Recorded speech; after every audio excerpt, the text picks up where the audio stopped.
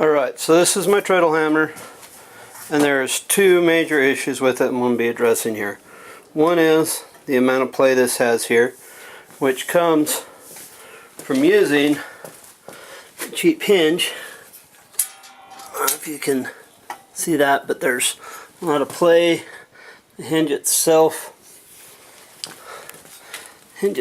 is bent out, which allows for that play. Look just how much play that is there.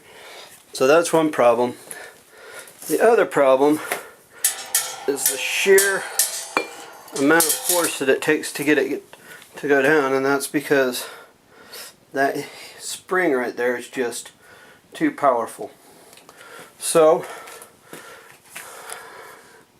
hinge I'm going to have to address and either make something that'll work, which I've got a couple of ideas. I'm going to see if I can get those to work.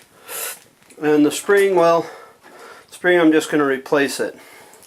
Got this spring that I've had that's designed for a spring door, so I'm going to take out that spring and chain, put this on here, see if it works. If it does, great. If not, I'm going to have to figure out something else. So let's see if changing out the spring itself works at least a little bit. Alright, so got the spring changed out. It's working good. A lot easier. However, you can hear and you see that hitting there. So I need to put a stop right there because I want to stop just above the anvil, just before it hits. Now I don't have any kind of thing for a foot step out on that yet. I'll do that after I use it for a while. Still got to figure out what to do with the hinge. I'm going to turn back the turnbuckle because I want this raised up all the way. And I want to keep the hammer up because I want the hammer out of the way as much as possible while I'm using it. Once I do that, I may go ahead and take out some of the slack in the cable. We'll just have to wait and see on that. But yeah, so loving this spring. It works a lot better than what the other one did. Thanks. Bye. Alright, I've got that addressed with a stop down there so that when you take and swing it, it goes ahead and stops.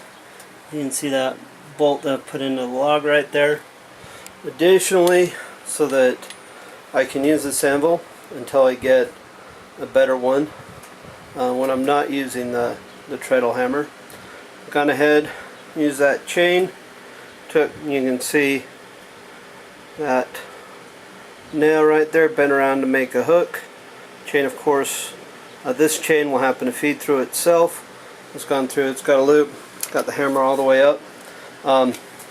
Now with the stop, it is set up so that, well, the hammer will still continue and hit. I cannot force the hammer in there, which will help to prevent me from hurting myself and strain on there, because it's just to help to reduce the striking force, because now it's whatever downward force it might still have from the swing, but it won't be being accelerated anymore. So hopefully that works out a lot better. Still, of course, haven't addressed the hinge issue. I'll look to see if I've got another hinge, try it out, now that I don't have such an overpowered spring that I'm trying to fight, which might have just been the issue because this is just a 10-pound head. The other thing to keep in mind, your spring, your hinge, you know, how big of one, how strong one you need is all going to be determined by your sledge head. The bigger your head, bigger the spring, bigger the hinge. Alright, thanks.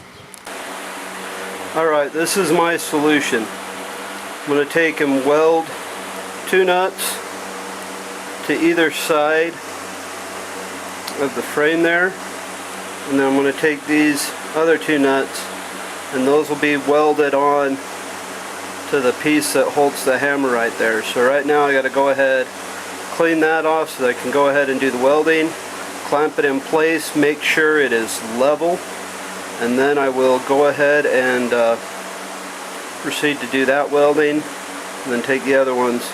This, of course, I'm going to have to cut off so that it's shorter. It's a 5/8 inch rod. Now the other thing be doing is nuts will all be matching up here.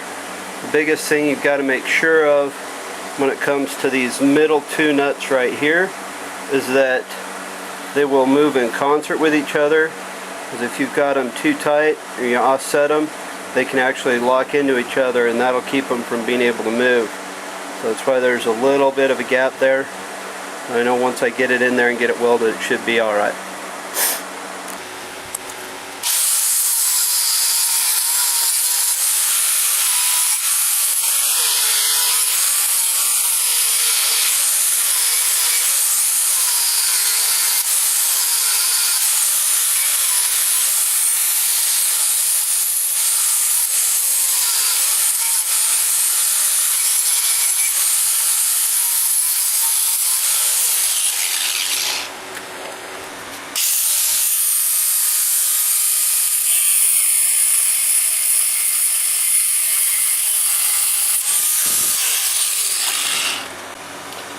Alright, got these two welded together. Did some tack welds right there so that they're on there and they won't move. This side right here is going to be what goes up against there. Same over here. Again, tack welds so they won't move, so that they stay together. Welds right there so I don't have to worry. Basically, this is an alley saw belt. Put a lot of torque on it, of course, can work. This right here, and welded together so they work now like one piece. Because the action is just this rocking back and forth, the fact that it's on threads, I don't think it's going to matter too much. One thing is, so let me get there. Tacks are going to go, of course, on the bottom. So what I'm going to do now is go ahead, take and come over all these, round these off, corners off a little bit on my belt grinder, so that when I go to weld these on, I've got a better clean surface on that as far as that goes. So let's get that done now.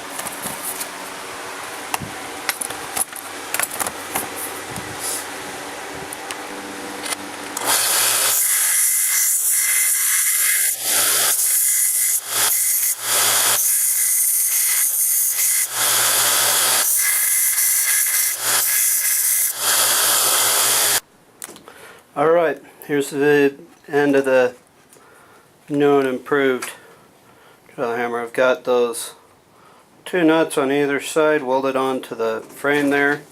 Another double set of nuts welded onto the rail there holding the hammer. Still having the hammer held in by hose clamps, simply because I want the capability, if I ever need to take this out and bust up cement or anything with it, I've still got that capability. Nothing's changed with the hammer.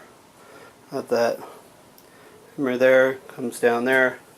Other change, of course, was the spring. Now this works a lot better. Now, so I was using that. One last improvement I am going to make is putting a pedal on there, because that's just too close to the stump right there for comfort when I was going to swing it. But let's go ahead, put this back into place, and then let you guys hear it. Oh.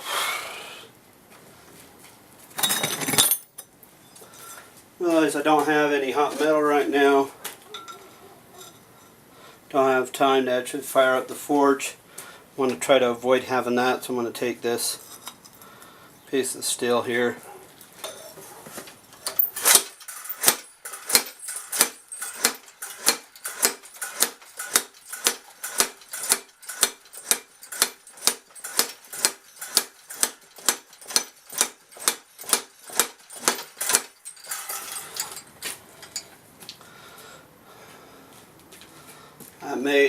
I'll make real quick work of doing stuff. Next up is going to be making some tooling to use with this.